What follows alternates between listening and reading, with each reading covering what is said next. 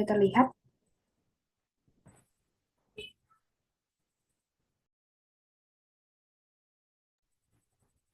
Ya, bismillahirrahmanirrahim. Assalamualaikum warahmatullahi wabarakatuh.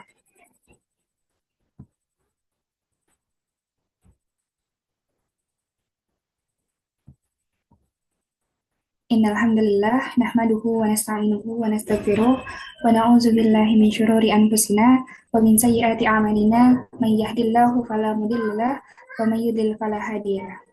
Asyhadu an la ilaha illallah wahdahu la syarikalah wa asyhadu anna Muhammadan abduhu wa rasuluh.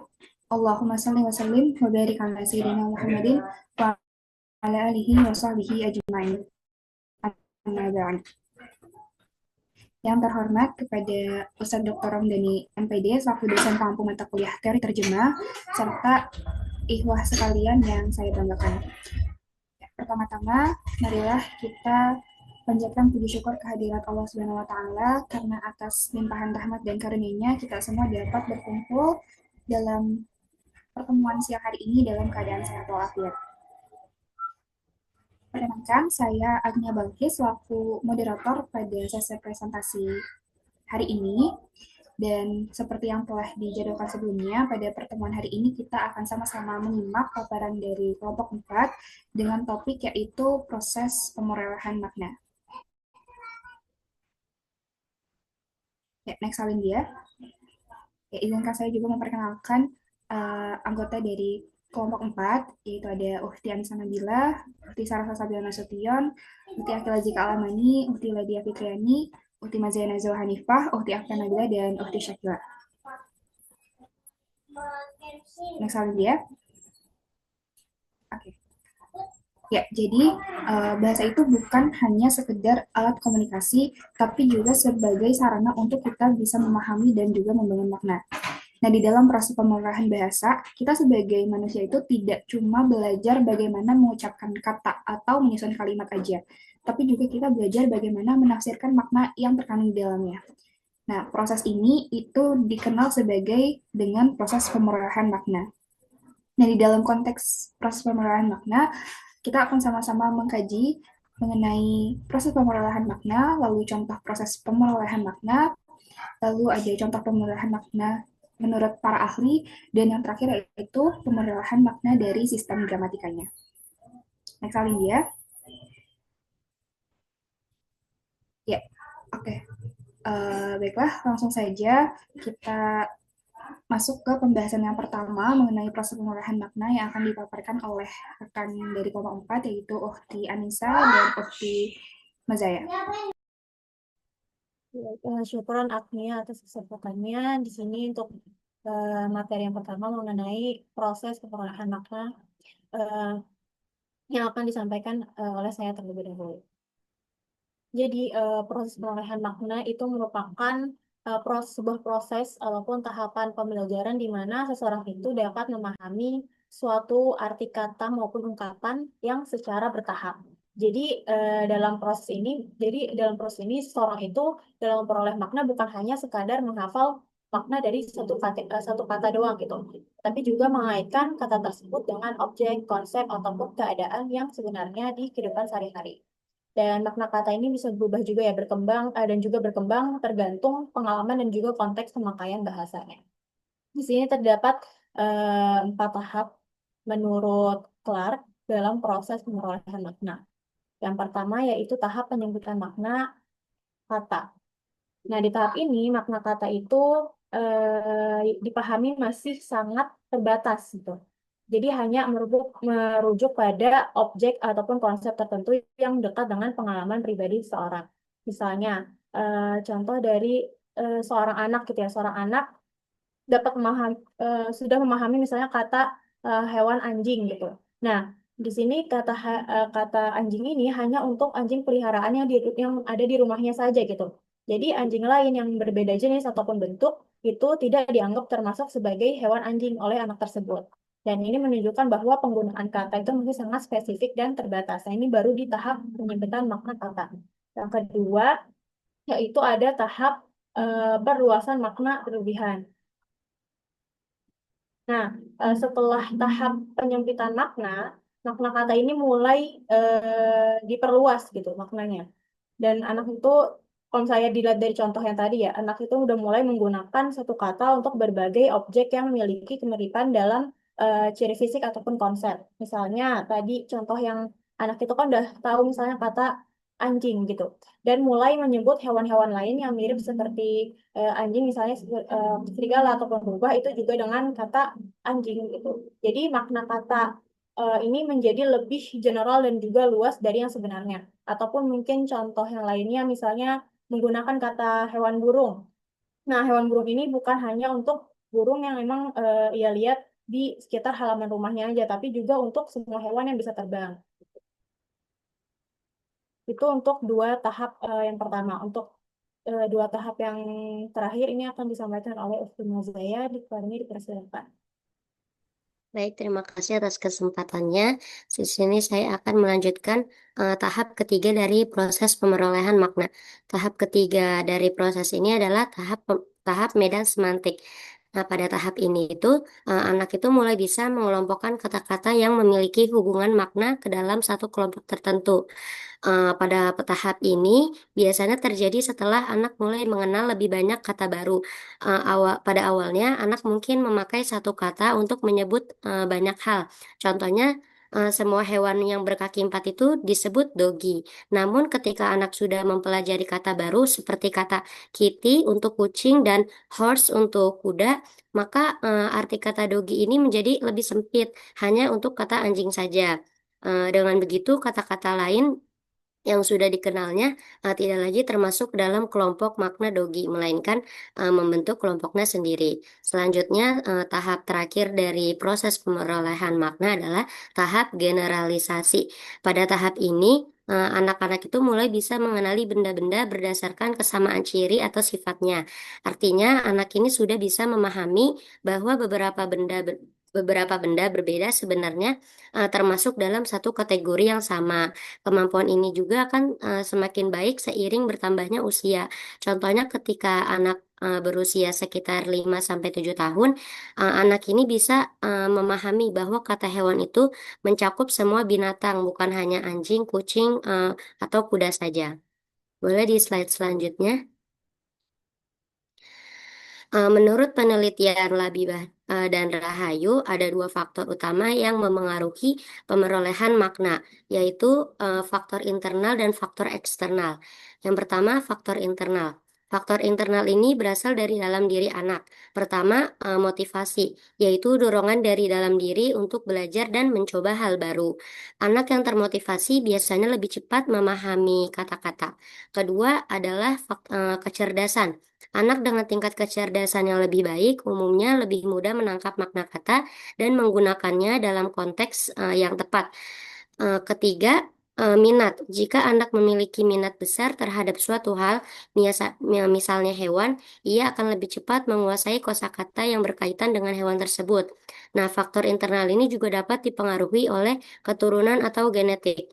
Misalnya, jika dalam keluarga ada riwayat gangguan bicara atau keterlambatan perkembangan, anak ini juga bisa mengalami hal serupa. Selain itu, kondisi saat lahir juga sangat berpengaruh.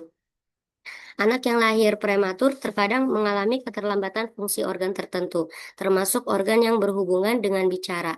Faktor internal terakhir adalah jenis kelamin atau gender. Perbedaan karakter antara laki-laki dan perempuan cukup berpengaruh. Anak laki-laki cenderung lebih pendiam dan suka memendam, sementara anak perempuan biasanya lebih banyak berbicara dan suka bercerita, sehingga kosakata mereka berkembang lebih cepat. Faktor kedua dari pengaruh pemerolehan makna adalah faktor eksternal. Faktor eksternal ini berasal dari luar diri anak. Faktor yang paling berpengaruh adalah lingkungan. Anak yang berada di dalam lingkungan yang kaya akan interaksi bahasa, contohnya sering diajak bicara, dibacakan cerita, atau dikelilingi orang-orang yang aktif berkomunikasi, akan lebih cepat menguasai makna kata. Lingkungan keluarga menjadi faktor utama dan utama. Karena dari lingkungan ini anak pertama kali belajar bahasa. Selain itu, lingkungan sekolah juga berperan penting, seperti guru, teman sebaya, serta kegiatan belajar mengajar dapat memperkaya kosakata anak. Faktor eksternal lainnya adalah seperti media, televisi, buku cerita, lagu anak-anak, dan gadget yang bisa menambah pengetahuan kosakata anak bila digunakan dengan tepat. Dengan kata lain, semakin baik kualitas lingkungan bahasa di sekitar anak, maka semakin mudah pula anak memperoleh makna kata dengan benar. Baik, selanjutnya akan saya kembalikan ke moderator. Ya, baik. Syukron kepada Ukti Anissa dan juga Ukti Mazaya. Selanjutnya itu pembahasan mengenai contoh proses pemrolehan makna yang akan dipaparkan oleh Ukti Syakila.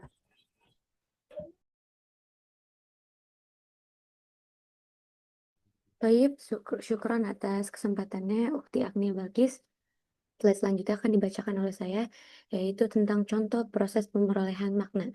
Pada hakikatnya, proses pemerolehan makna itu pada setiap anak sama, yaitu melalui pembentukan dan pengujian hipotesis tentang kaidah bahasa. Pembentukan kaidah itu dimungkinkan oleh adanya kemampuan bawaan atau struktur bawaan yang secara mental dimiliki oleh setiap anak. Inilah yang disebut dengan alat pemerolehan makna. Dengan ini, setiap anak dapat memperoleh makna apa saja serta ditentukan oleh faktor lain yang turut mempengaruhinya. Maksudnya adalah anak itu tidak langsung tahu arti kata, tetapi belajar dengan cara membuat dugaan atau hipotesis dengan aturan atau kaidah bahasa, lalu mengujinya dalam komunikasi sehari-hari. Selain itu juga anak itu sudah ibaratnya punya mesin bawaan gitu yang membuatnya siap untuk belajar makna kata dan bahasa apapun. Selain itu, lingkungan juga sangat berperan. Walaupun anak punya kemampuan bawaan, faktor luar seperti orang tua, interaksi sosial, dan budaya tetap memengaruhi bagaimana anak memperoleh makna kata. Oke, boleh next slide. Slide selanjutnya itu pada tahap awal pemulihan makna, anak sering mengalami kesalahan dalam memahami makna kata. Misalnya, menyebut kucing dengan kata anjing yang menunjukkan overextension atau pengelembungan makna, atau hanya menyebut bola untuk satu jenis mainan bulat tertentu yang merupakan underextension atau penyempitan makna. Fenomena ini menandakan bahwa anak sedang berada dalam tahap transisi, yaitu berusaha menghubungkan kata dengan makna yang lebih luas maupun lebih sempit.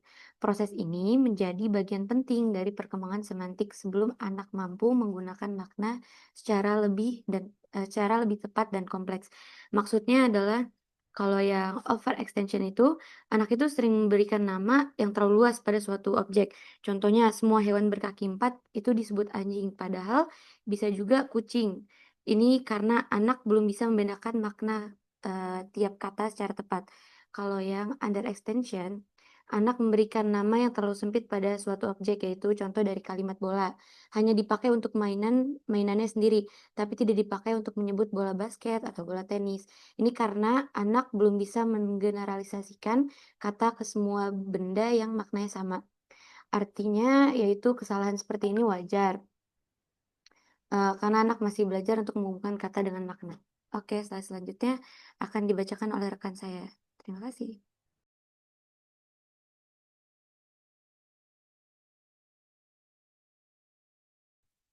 Baik, syukran Ukti Syakila. Selanjutnya yaitu pembahasan tentang proses pemerolehan makna menurut para ahli yang akan dipaparkan oleh Ukti Nadia dan juga Ukti Akbar. Baik, terima kasih moderator atas kesempatannya. Materi selanjutnya yaitu tentang proses pemerolehan makna menurut para ahli. Di sini ada 4. Yang pertama itu teori hipotesis fitur semantik, yang kedua itu ada teori hipotesis hubungan tata bahasa, yang ketiga itu ada teori hipotesis generalisasi, dan yang keempat itu ada teori hipotesis primitif universal. Oke, boleh di next slide. Yang pertama itu ada teori hipotesis fitur semantik yang dikemukakan oleh Elizabeth P. Clarke pada tahun 1973. Clarke berpendapat bahwa seseorang memperoleh makna kata secara bertahap melalui penguasaan fitur-fitur semantik. Artinya, makna sebuah kata tidak langsung dikuasai secara utuh, tetapi dipahami sedikit demi sedikit melalui ciri-ciri yang ada. Secara umum, perkembangan pemerolehan makna ini dapat dibagi menjadi empat tahap yang sebagaimana tadi sudah dijelaskan oleh Anissa dan Mazaya. Yang pertama itu ada tahap penyempitan makna. Pada tahap ini seseorang hanya akan menganggap satu kata sebagai nama diri untuk benda tertentu. Yang kedua itu ada tahap perluasan berlebihan. Di sini makna suatu kata justru digunakan terlalu luas. Dan yang ketiga itu ada tahap medan semantik. Pada tahap ini, seseorang sudah mulai bisa menggolongkan kata-kata ke dalam kelompok yang lebih teratur. Yang keempat itu ada tahap generalisasi. Pada tahap ini, seseorang sudah mampu mengenali kategori abstrak yang lebih luas. Mungkin contohnya yang ada, contoh sederhana yang dari hipotesis ini adalah ketika seorang anak itu menganggap semua benda bulat itu bola, seperti jeruk dan kelereng, ia anggap semuanya itu bola. Namun seiring berjalannya waktu, makna tersebut itu makin dipersempit sesuai ciri yang lebih tepat. Jadi melalui hipotesis fitur semantik, kita bisa memahami bahwa pemerolehan makna berlangsung secara bertahap. Dari makna yang sempit, kemudian makna yang meluas, terus dikelompokkan dalam medan semantik hingga akhirnya mampu digeneralisasikan. Oke, boleh di next slide. Ya, selanjutnya yaitu ada teori hipotesis hubungan tata bahasa yang dikemukakan oleh McNeill pada tahun 1970.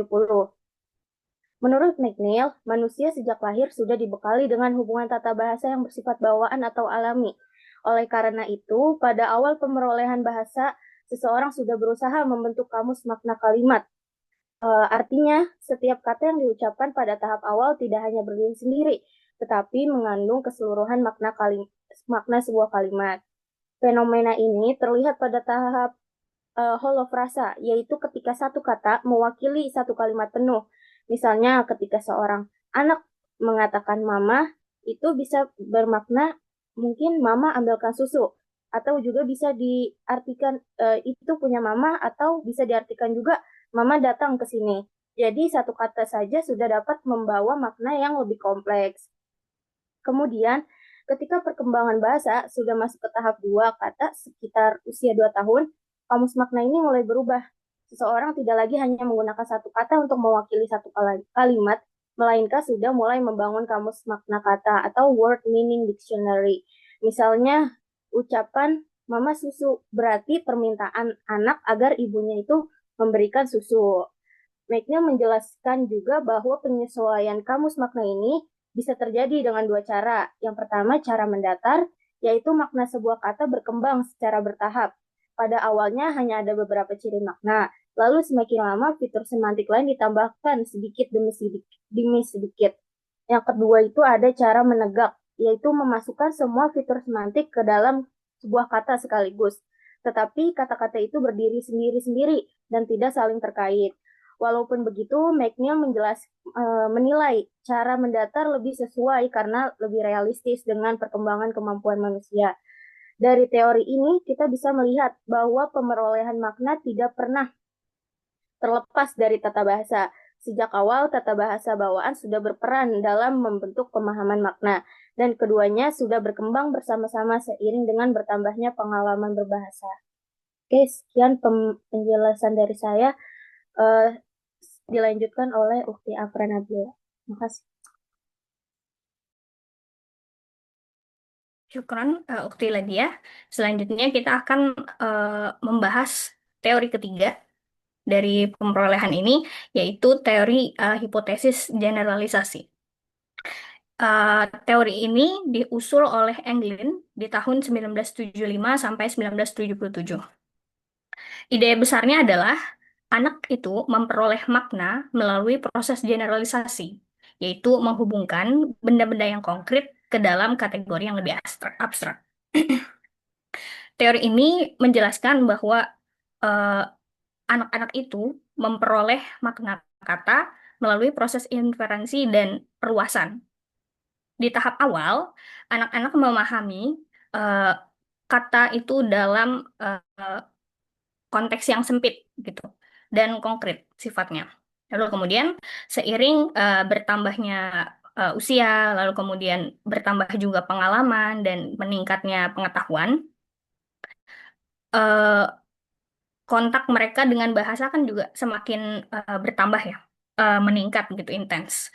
Nah, mereka mulai bisa tuh mereka boleh bisa menggeneralisasi makna tersebut ke konteks yang lebih luas dan lebih abstrak. Di sini contohnya adalah kata kepala. Secara khusus, anak-anak itu tahu awalnya kepala itu adalah sebagian dari tubuh makhluk hidup. Namun, seiring perkembangan dengan lalu juga ada intensitas yang meningkat antara anak-anak ini dengan pengalamannya, papa dengan bahasa dan lingkungan sekitar. Nah, anak-anak tuh jadi mampu untuk uh, bisa menerima konsep baru, konsep yang lebih general, seperti kepala sekolah, kepala rumah tangga, kepala surat, dan sebagainya. Lalu kemudian eh, dari hipotesis ini, dari teori ini, ditunjukkan juga kita bisa tahu bahwa anak-anak itu bukan hanya sebagai peniru. Jadi dia tidak berperan pasif dalam hal ini, tapi ikut berperan aktif dalam membentuk makna berdasarkan pola penggunaan yang mereka lalui, mereka temui. Kemudian boleh di next slide. Yang terakhir ada teori hipotesis primitif universal. Ini digaungkan oleh Postal di tahun 1966. Gagasannya adalah semua bahasa di dunia itu memiliki primitif atau komponen semantik universal yang sudah ada eh, secara bawaan sejak lahir. Seperti itu. Lalu kemudian Postal juga menyatakan bahwa semua bahasa itu, semua bahasa di dunia ini itu dilandasi oleh satu perangkat primitif semantik universal. Nah, eh, lalu kemudian dilengkapi juga dengan rumus-rumus untuk menggabungkan primitif-primitif semantik ini dengan butir-butir leksikal.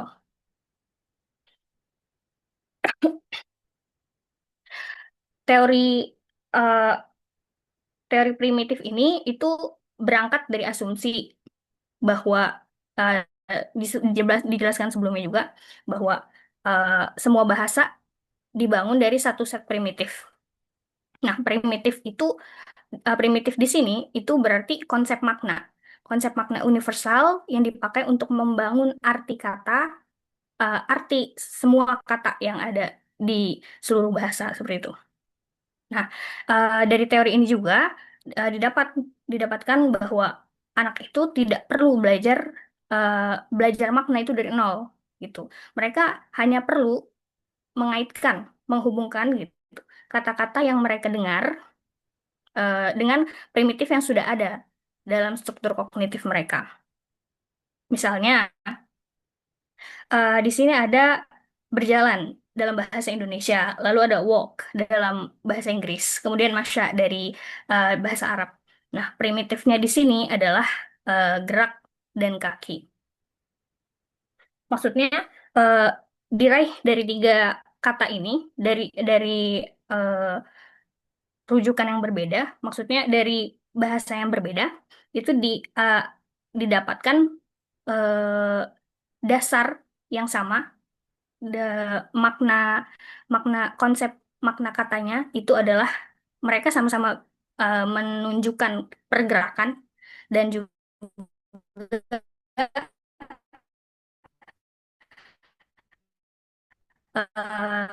berjalan itu memerlukan kaki seperti itu. Jadi primitnya adalah itu.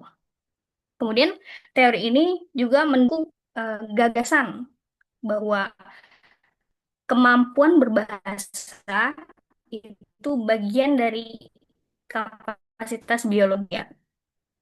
Bahasa-bahasa di dunia mungkin eh, berbeda gitu ya. Ada diferensi dari segi surface-nya permukaan. Tapi makna dasarnya itu dibangun dari komponen yang dari dua teori ini juga kita bisa menemukan pemerolehan bahasa itu adalah proses melihat individu kognitif dengan pengalaman sosial individu seperti itu. Kemudian kakak moderator. Terima kasih. Ya, oke, syukran Ukti Nadia dan Ukti Afra. Lanjut ke pembahasan terakhir yaitu mengenai pemerolehan makna dari sistem gramatikanya yang akan dipaparkan oleh Ukti Sarah dan juga Ukti Akila. Syukran atas kesempatannya, moderator. Sekarang kita masuk ke pemerolehan makna dari sistem gramatikanya. Sebelumnya, kita perlu mengetahui dulu makna tersendiri dari makna gramatikalnya, yaitu merupakan makna yang muncul sebagai konsekuensi dari adanya proses gramatikal. Misalnya, melalui afiksasi, kemudian pembentukan kata majemuk. Contohnya, ketika prefiks ber melekat pada kata dasar baju, terbentuklah arti baru, yaitu memakai baju. Makna gramatikal juga erat kaitannya dengan hubungan intrabahasa, yakni makna yang timbul karena peran suatu kata dalam sebuah struktur kalimat. Sehingga makna gramatikal juga dikenal sebagai makna internal atau fungsional. Jadi tidak dapat gitu dipisahkan dari fungsi kata dalam kalimat tertentu. Sehingga dapat kita pahami bersama bahwa makna gramatikal ini merupakan makna yang dihasilkan melalui proses kebahasaan tertentu seperti afiksasi, komposisi, dan berkaitan erat dengan fungsi kata di dalam kalimat. Sehingga makna gramatikal itu baru tampak setelah kata tersebut digunakan dalam fungsinya. Boleh minta tolong di next. Penjelasan selanjutnya akan dijelaskan oleh Ukti Akila. Baik, syukran Ukti Sarah atas kesempatannya. Syukran juga Ukti moderator atas kesempatannya. Melanjutkan penjelasan daripada Ukti Sarah terkait proses pemerolehan makna dari segi gramatikanya. Tentu kita akan, kalau sudah membicarakan tentang gramatika, pasti akan berhubungan ke morfologi dan lain-lain sebagainya gitu. Nah, sebelum kita yang pertama kita bahas adalah pemerolehan makna melalui morfologi. Sebelum kita beranjak lebih jauh, ada baiknya kita tuh mengetahui apa arti daripada morfologi sendiri. Nah, dalam konteks bahasa Arab, morfologi itu berkaitannya dengan ilmu sorof. Melalui morfologi itu, suatu akar kata yang sebelumnya itu sederhana itu bisa menjadi menghasilkan sebuah kata benda atau kata kerja atau kata sifat yang bermacam-macam gitu. Jadi untuk lebih jelasnya lagi itu dari pemerolehan makna melalui morfologi itu ada 3 mekanisme ya atau ada 3 jenis. Yang pertama itu ada afiksasi, penambahan akhiran. Nah, yang pertama ini penambahan yaitu afiksasi ini merupakan penambahan awalan, sisipan atau akhiran. Kita itu akan fokus kepada penambahan akhiran yang sangat berpengaruh gitu pada sistem gramatikal. Di sini saya mengambil contoh dari kata muslim. Nah, ini kan contoh dasarnya ya. Nah, yang di sini tuh muslim ini memiliki arti seorang yang beragama Islam gitu. Nah, selanjutnya ketika kata muslim ini ditambah akhiran huruf alif dan nun, maknanya itu langsung berubah dari seorang muslim atau seorang yang beragama Islam menjadi 2 orang muslim atau 2 orang yang beragama Islam. Ini merupakan bentuk musanna dan tidak perlu lagi menambahkan kata isnani gitu dalam menu penulisannya gitu. Cukup menambahkan kata alif dan nun, maka maknanya juga akan berubah dan menjadi musanna gitu. Nah, untuk contoh selanjutnya yang ketiga itu ada muslimun. Nah, di sini penambahannya itu adalah huruf waw dan huruf nun. Maknanya ini yang sebelumnya muslim itu hanya berarti seorang muslim, ini berubah menjadi para muslim, para orang yang beragama Islam atau sejumlah atau beberapa orang muslim. Ini merupakan bentuk jamak ya. Jadi kita nggak perlu nambahin kata-kata lain, kita cukup nambahin huruf waw dan nun sudah berartikan jamak gitu dari kata muslim ini ketika ditambahkan beberapa huruf saja sudah memiliki makna yang berbeda gitu. Nah, jadi dapat disimpulkan kalau proses afiksasi ini eh, hanya dengan menambahkan sebuah huruf, menambahkan sebuah huruf gitu, beberapa huruf, satu atau dua, kita bisa mengubah makna yang sebelumnya itu tunggal, yang pada dasar itu tunggal, itu menjadi eh, musanna ataupun jama. Da- dan ini menunjukkan apa ya, sebuah keistimewaan gitu ya dari sistem morfologi Arab. Nah, yang kedua itu ada perubahan secara internal. Nah, perubahan secara internal itu apa? Yaitu mengubah vokal untuk mengubah maknanya juga. Contohnya apa? Pada mekanisme ini, eh, perubahan internal dalam ilmu sorof itu disebut dengan taghyir. Di sini tuh bukan akhirannya atau bukan menambahkan akhiran, tetapi hanya merubah pola vokal di dalam kata yang diubah saja. Contohnya ini di sini saya mengambil kata katabun gitu. Di sini kan artinya itu menulis ya. Di sini katabun ini mengikuti wazan fa'ala. Dan kata bun ini tuh kataba afwan. Kataba ini merupakan wazan fa'ala. Maknanya itu dia laki-laki menulis. Ini tuh merupakan sebuah kata yang aktif. Lalu gimana ketika kita ingin mengubah makna yang maknanya itu pasif gitu. Kita tinggal mengubah wazannya aja, yaitu mengubah wazan menjadi wazan fu'ila, yaitu menjadi kutiba, yang artinya itu sangat berubah ya, yang tadinya itu telah menulis, sekarang telah ditulis. Ini merupakan bentuk pasif. Nah, jadi kalau perubahan afiksasi tadi menambahkan, tapi kalau perubahan internal ini hanya merubah beberapa vokalnya saja gitu, vokal di dalam katanya. Nah, dengan itu kita bisa mengubah sebuah arti daripada satu kata tersebut. Selanjutnya itu ada penggabungan atau idofah. Nah, mekanisme yang ketiga ini dari morfologi, penggabungan dalam bahasa Arab itu biasa kita sebut sebagai idofah ya teman-teman. Idofah itu menyandarkan satu kata benda atau yang biasa kita sebut sebagai mudhof kepada kata benda lain. Nah, kata benda lain itu adalah mudhof ilaih. Hasilnya itu bukan misa-misa kayak contohnya kata A dan kata B, tetapi menjadi satu makna yang lebih spesifik. Di sini ada contoh kitabul fiqhi. Nah, di sini kan ada berasal dari dua kata. Kitabun ini merupakan mudhof dan al-fiqhi ini merupakan mudhof ilaih. Lalu ketika digabung, itu tuh nggak bisa diartikan sebagai buku dan fikih atau ilmu fikih, tetapi ketika digabung itu menjadi makna yang lebih jelas, yang lebih spesifik, yaitu kitab fikih, kitab yang membahas tentang ilmu fikih gitu. Jadi idofa ini menciptakan sebuah hubungan kepemilikan, keterkaitan dan spesifikasi.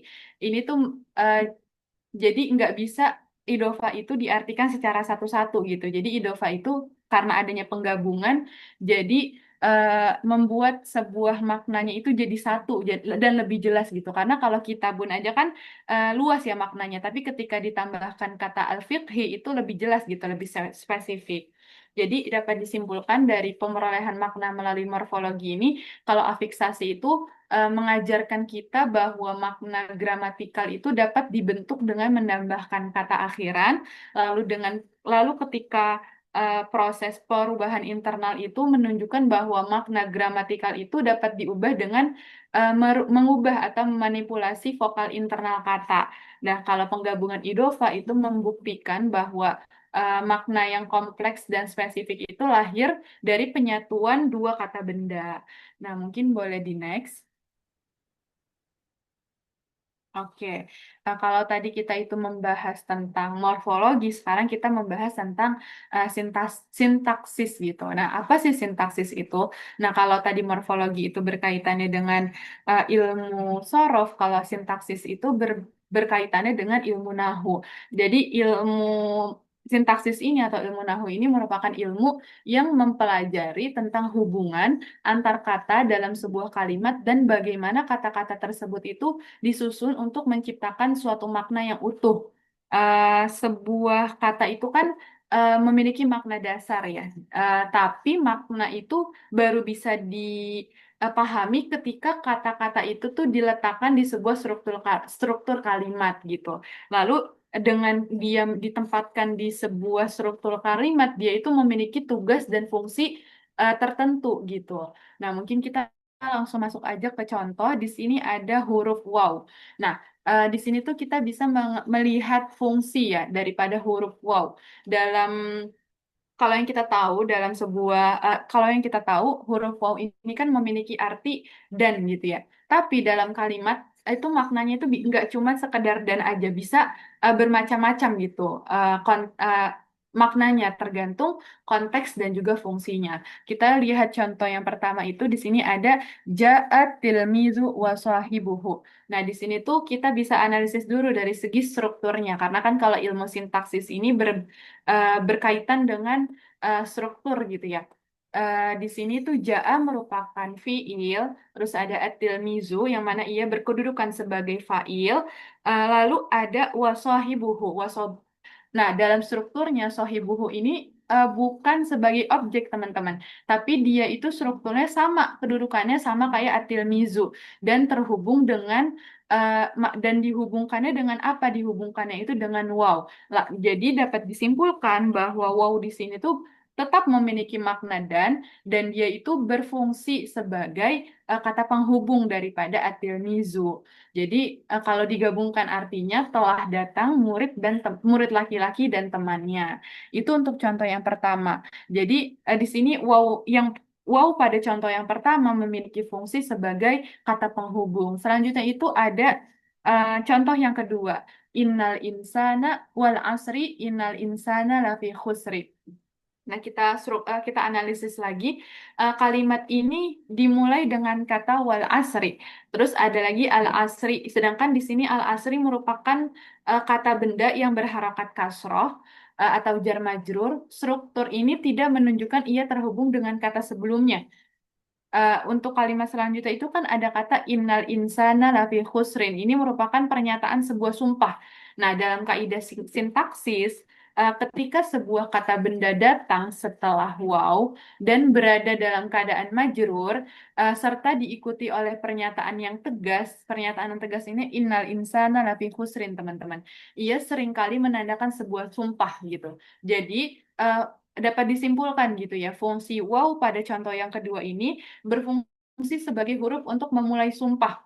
Nah, maka untuk makna dari kalimat ini secara keseluruhan adalah demi masa sesungguhnya manusia benar-benar dalam kerugian. Jadi di sini tuh fungsi waw di sini adalah memiliki makna demi atau yang berfungsi sebagai makna sumpah gitu. Jadi fungsi sintaksis itu menunjukkan bahwa huruf waw yang sama persis itu memiliki makna gramatikal yang berbeda ketika dia berada di posisi yang berbeda juga dan fungsinya juga akan memiliki fungsi yang berbeda. Mungkin itu saja penjelasan terkait pemerolehan makna gramatikal. Untuk slide selanjutnya akan dikembalikan ke moderator terlebih dahulu. Syukron. Baik, syukran Ukti Sarah dan Ukti Akila atas pemaparannya. Ya, terakhir di sini ada kesimpulan.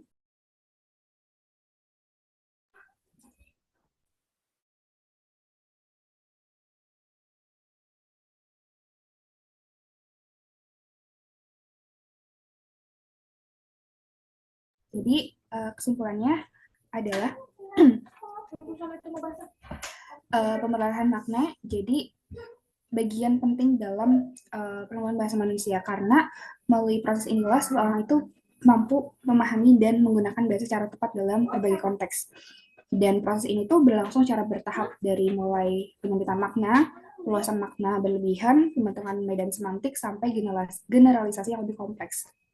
Dan di tahapan tersebut menunjukkan bahwa pemerolehan makna itu tidak terjadi secara instan, tapi dipengaruhi oleh faktor internal, contohnya kayak kecerdasan, motivasi, minat, dan juga faktor eksternal seperti lingkungan dan juga interaksi sosial yang dialami oleh individu. Dan fenomena mengenai pemerolehan makna ini dapat dilihat dalam kehidupan sehari-hari, misalnya ketika anak-anak menggunakan kata dengan makna yang menyempit atau sebaliknya diperluas secara berlebihan. Dan hal ini juga sejalan dengan teori para ahli yang menekankan peran fitur semantik, hubungan tata bahasa bawaan, proses generalisasi maupun primitif universal dalam perkembangan semantik. Dan selain itu, pemerolehan makna juga dapat dikaji melalui sistem gramatika. Dalam bahasa Arab misalnya, makna tidak hanya lahir dari kosakata, melainkan juga dari struktur bahasa seperti afiksasi, i'rab, dan juga reduplikasi, perubahan internal maupun konstruksi sintaksis. Dan hal ini membuktikan bahwa makna gramatika bersifat kontekstual dan juga fungsional, serta sangat menentukan dalam pemahaman suatu teks. Jadi, pembahasan mengenai pengolahan makna itu punya relevansi yang erat dengan kajian teori terjemah ya, karena seorang penerjemah dituntut tidak hanya untuk memahami arti katanya aja, tetapi juga makna yang dibentuk oleh konteks gramatika dan juga sosial. Begitu, karena kesadaran akan dinamika makna ini akan membantu penerjemah dalam menyampaikan pesan dari bahasa sumber ke bahasa secara lebih akurat dan sesuai dengan maksud penulis aslinya. Ya, terakhir, terima kasih juga saya ucapkan kepada rekan-rekan dari kelompok 4 atas media materi yang telah dipaparkan dan juga kepada ikhlas sekalian yang sudah menyimak pemaparan materi. Selanjutnya kita memasuki sesi tanya jawab. Jadi bagi ikhlas sekalian yang mau bertanya ataupun mau memberikan tanggapan, silahkan menggunakan fitur raise hand dari Zoom ini atau boleh menuliskannya di kolom chat.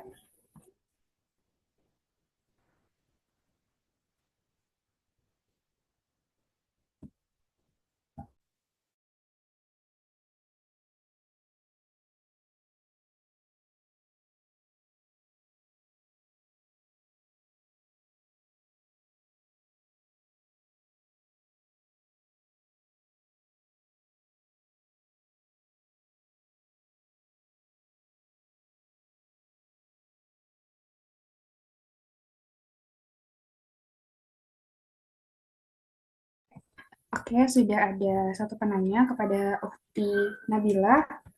Dipersilahkan menyampaikan pertanyaannya.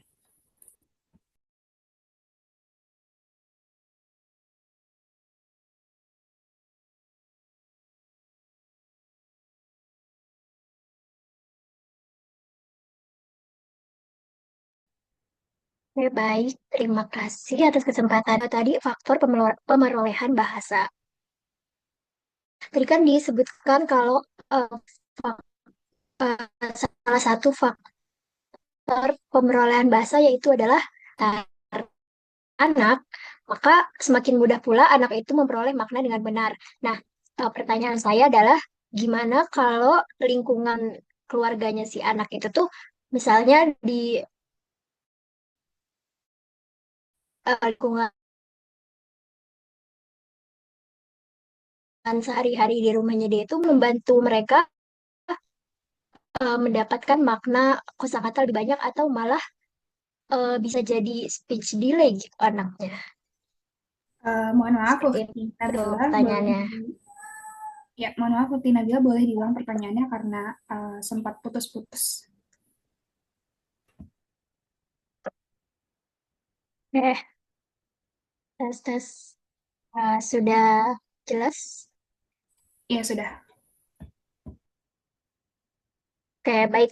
Jadi pertanyaannya, gimana kalau misalnya lingkungan lingkungan dari seorang anak tuh kan tadi kan apa salah satu faktor pemerolehan bahasa adalah lingkungan. Nah, gimana kalau lingkungan keluarganya itu dia menggunakan eh, dua bahasa atau lebih gitu di sehari-harinya? Apakah hal itu akan memengaruhi pemerolehan bahasanya gitu? Apakah kosakatanya dia semakin banyak gitu atau mungkin itu malah bikin dia jadi speech delay seperti itu? Ya. Oke, syukran Ukti Nabila atas pertanyaannya. Untuk ikhwah yang lain, apabila ada yang mau ditanyakan, boleh silakan menggunakan fitur raise hand di Zoom atau memberikan pertanyaannya lewat kolom chat. Ya. Uh, Oke, dipersilahkan Ukti Siska untuk menyampaikan pertanyaannya. Oke, makasih Agni atas kesempatannya. Sebenarnya pertanyaanku hampir mirip-mirip sama Nabila. Cuman kan tadi Nabila eh, fokus utamanya kan ke dua bahasa kan. Tapi kalau aku kan zaman dulu sama zaman sekarang kan beda ya. Dimana sekarang kita banyak banget nemuin tentang speech delay itu tadi kepada anak-anak yang menggunakan teknologi. Ya, kan kita juga mungkin di kehidupan sehari-hari kita nemuin tetangga ataupun orang lain yang ngebiasain anaknya tuh megang gadget gitu dari usia 3 bulan bahkan 3 bulan sampai ya umur-umur balita gitu. Nah, akhirnya kan terungkap bahwa terlalu banyak informasi untuk anak-anak itu kan membuat mereka apa dalam memperolehan bahasa itu kan terlambat itu apa atau biasanya disebut dengan keterlambatan dalam berbicara. Gimana kalian menanggapi hal itu gitu? Itu sih. Ya, syukran Ukti Siska atas pertanyaannya. Mungkin dipersilakan untuk satu penanya lagi.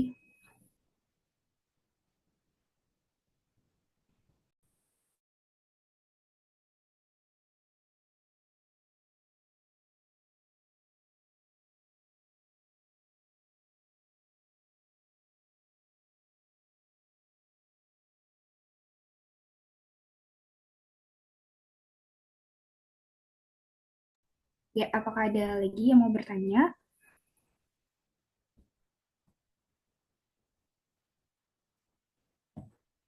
Oke, mungkin em, kita ambil dua penanya dulu ya tadi dari Uhti Siska dan juga Uhti Nabila. Em, dari kelompok 4 juga izin Ustadz dan juga teman-teman untuk meminta waktu berdiskusi.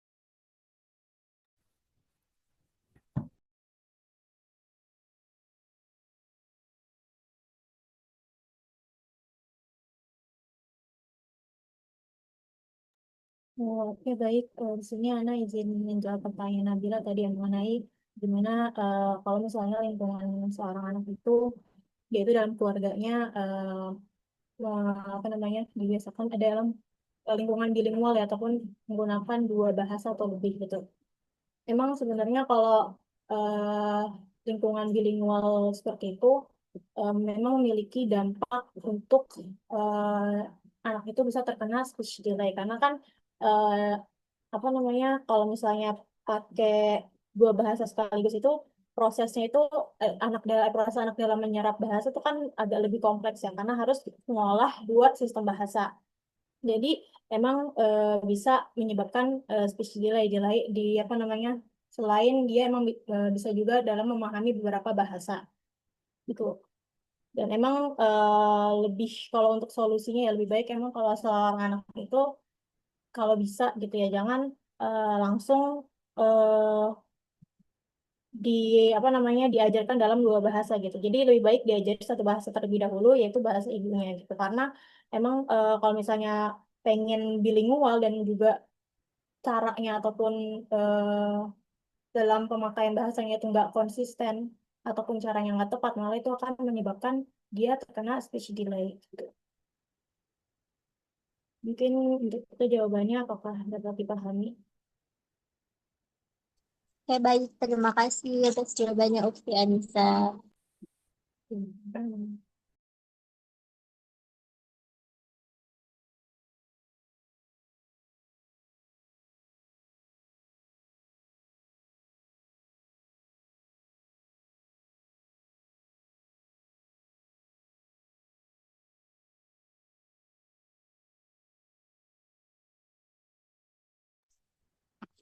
Iya. Ada pertanyaan yang belum dijawab? Masih ada satu pertanyaan lagi, Ustaz. Iya, iya, iya.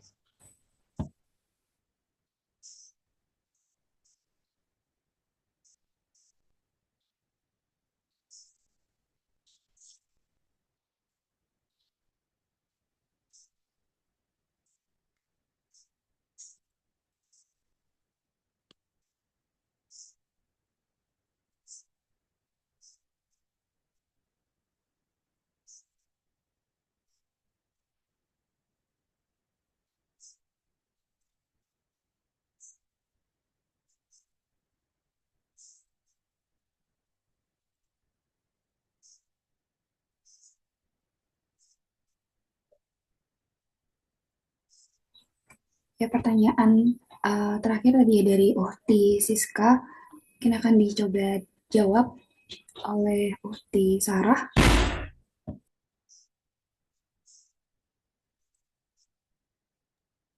Iya, syukran atas kesempatannya. Di sini saya mau menjawab pertanyaan dari Ukti Siska tadi berkaitan dengan eh, akibat terpapar gadget gitu ya, terpapar informasi dari gadget sehingga anak menjadi speech delay. Bagaimana tanggapan kelompok kami gitu. Jadi kalau hasil diskusi kami itu, jadi dalam dalam psikologi perkembangan sebenarnya speech delay itu lebih dipengaruhi oleh interaksi lingkungan. Jadi kurang stimulasi dari lingkungan anak tersebut gitu. Jadi anak-anak itu belajar bahasa bukan hanya dari menerima informasi, tapi juga dari interaksi sosial dan respon timbal balik dengan orang dewasa. Jadi fenomena speech delay ini sering banget dikaitkan sama penggunaan gadget. Padahal sebenarnya bukan gadget yang menjadi faktor utamanya, tapi kurangnya kesempatan anak untuk berkomunikasi langsung, sehingga anak tuh jadi lebih pasif terhadap lingkungan sosialnya gitu. Jadi dia kayak nggak hidup di apa ya, di real life-nya gitu ya kalau bahasa kitanya. Nah, dengan demikian gitu ya. Perbedaan dengan masa lalu itu bukan pada kualitas anaknya, tapi pada pola interaksi lingkungannya. Anak itu bisa tetap tumbuh normal bila orang tua itu mampu memberikan stimulasi bahasa yang cukup, sekalipun sekarang tuh udah era digital gitu. Apakah terjawab, Ukti Siska?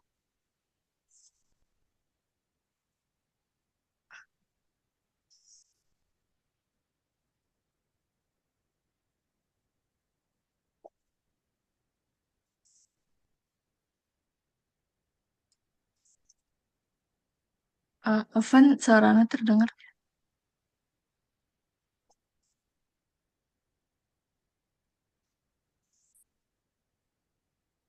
Iya, sudah terjawab juga ya, dua ya. Ya, sudah Ustaz. Izin saya ambil alih ya. Oke, terima kasih. Untuk kelompok berapa nih? Empat apa lima? Empat ya? Kelompok 4 Ustaz. Iya, untuk kelompok empat, ya, satu kata yang ingin saya sampaikan, luar biasa.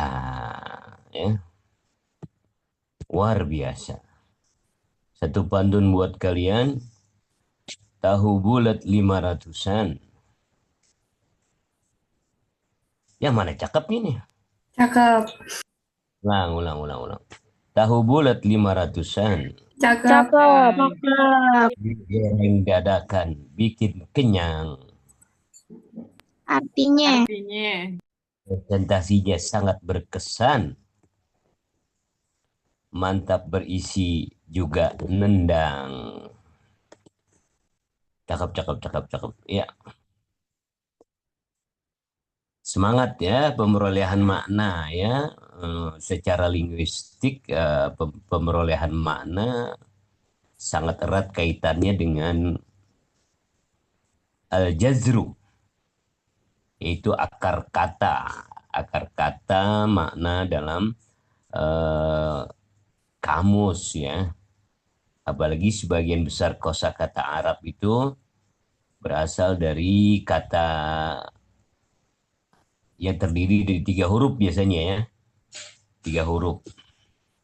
Kata ba, nasoro gitu ya. Kata ba menulis. Lalu nanti bisa menghasilkan makna lain penulis.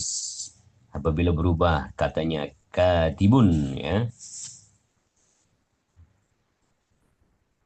Tertulis maktubun ya.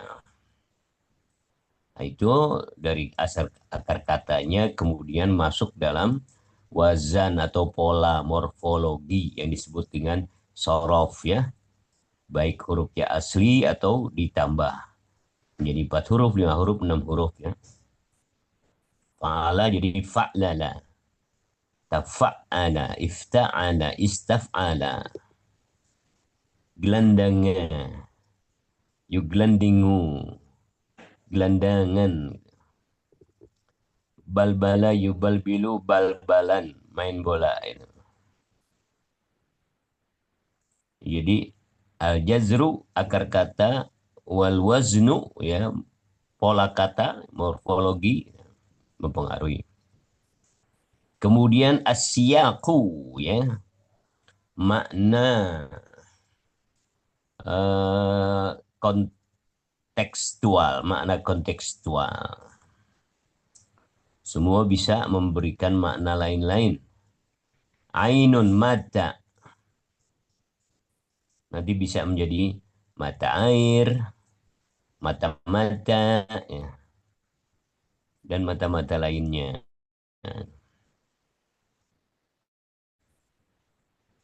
Lalu berpengaruh juga perbedaan makna, terutama bahasa. Kalau secara luas ya dari ilmu balaghah, aspek gaya bahasanya.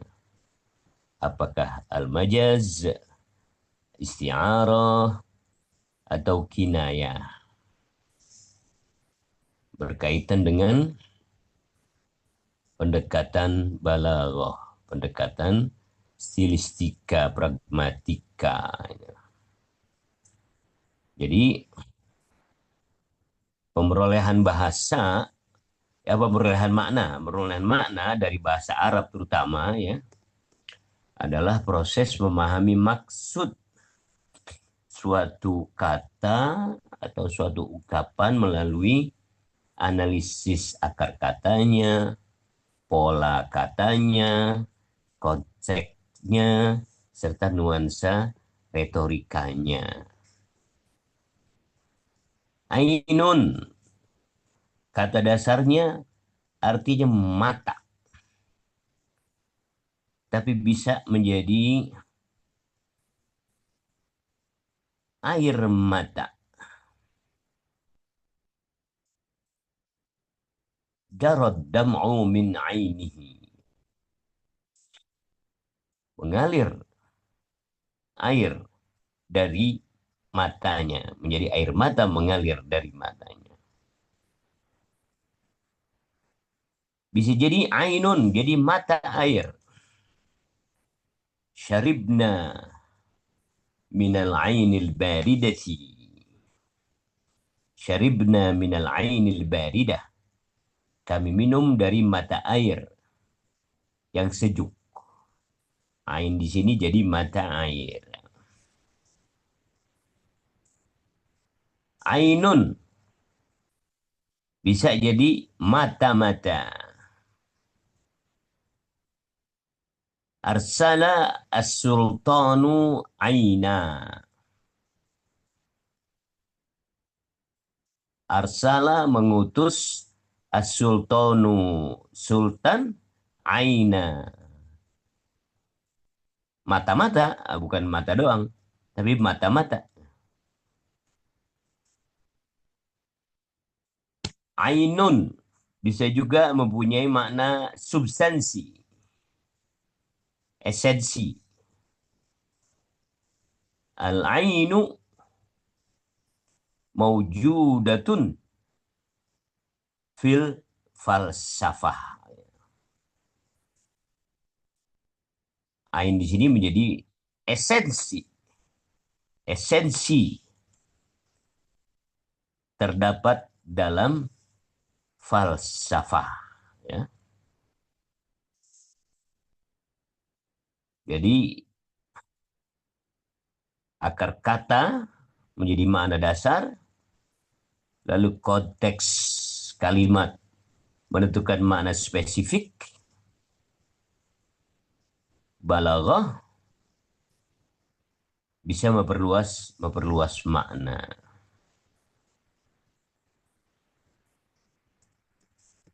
Qalbun, asal katanya berbalik, berubah. Qalbun, qalaba yaqlubu ya. Qalaba yaqlubu. Lalu menjadi hati. Fi qulubihim marad. Ya, fi qulubihim marad. Di hatinya ada penyakit. Ya. Dari kata-kata qalb, bolak-balik menjadi hati. Karena hati kita selalu berbolak-balik ya. Berbolak-balik. Qalb bisa juga menjadi makna inti.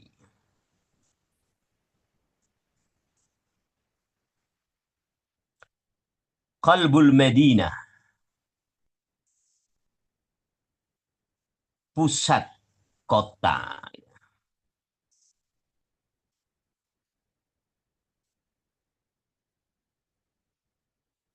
Pusat ya, jadi mana pusat.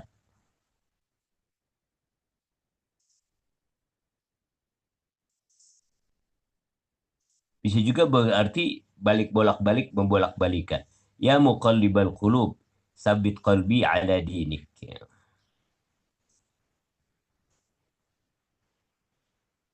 Yadun. Yadun artinya tangan. Yadun, tangan. Hamiltu al-kitaba biyadi. Saya membawa kitab dengan tangan saya. Dengan. Tapi kalau al-amru biyadillah. Al-amru biyadillah. Urusan berada dalam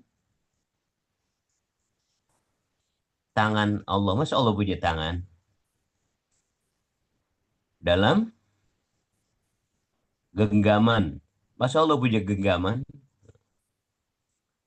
Artinya kekuasaan. Yadullahi fauqa aidihim. Tangan Allah di atas tangan mereka. Masa Allah punya tangan sih? Makanya berat, susah kalau terjebakkan Al-Quran hanya perkata, jadi tangan Allah ya. Tangan Allah.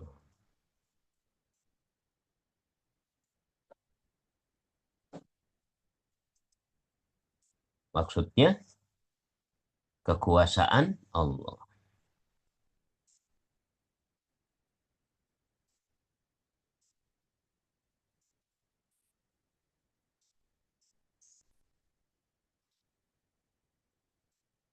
Yadun bisa berarti bantuan. Bantuan. Madattu lahu yadi. Madattu lahu yadi. Aku mengulurkan tangan. Maksudnya memberikan bantuan. Madattu yadi. Memberikan bantuan.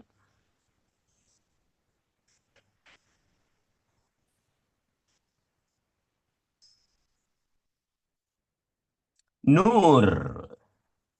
Nur cahaya.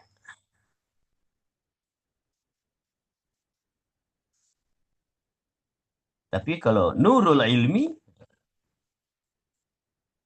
pencerahan. Nurul ilmi, pencerahan. Nurul iman. Nurul iman apa nurul iman? Nama masjid Nurul Iman, Masjid Nurul Iman. Petunjuk, ya kalau Nurul Iman petunjuk atau hidayah.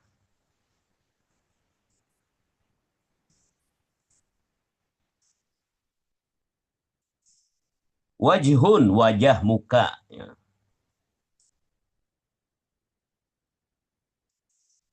Lalu fawalli wajhaka syatrul masjidil haram.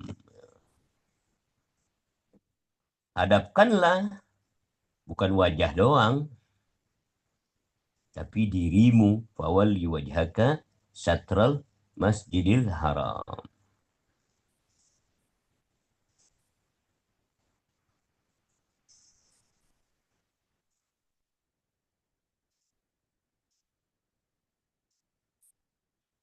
Jadi kesimpulannya, satu kata itu bisa mempunyai banyak makna, menghasilkan beberapa makna, ujiya pada akar katanya, juzur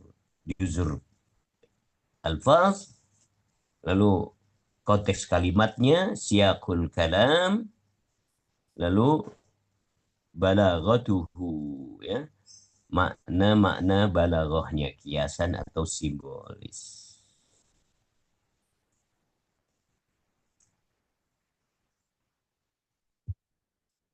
Oke, kita cukupkan sampai di sini.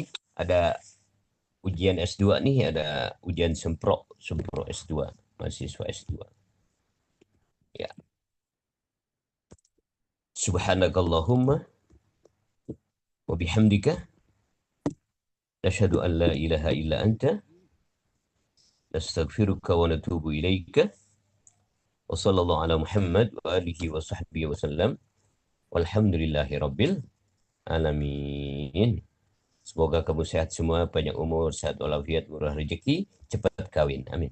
Wassalamualaikum warahmatullahi wabarakatuh.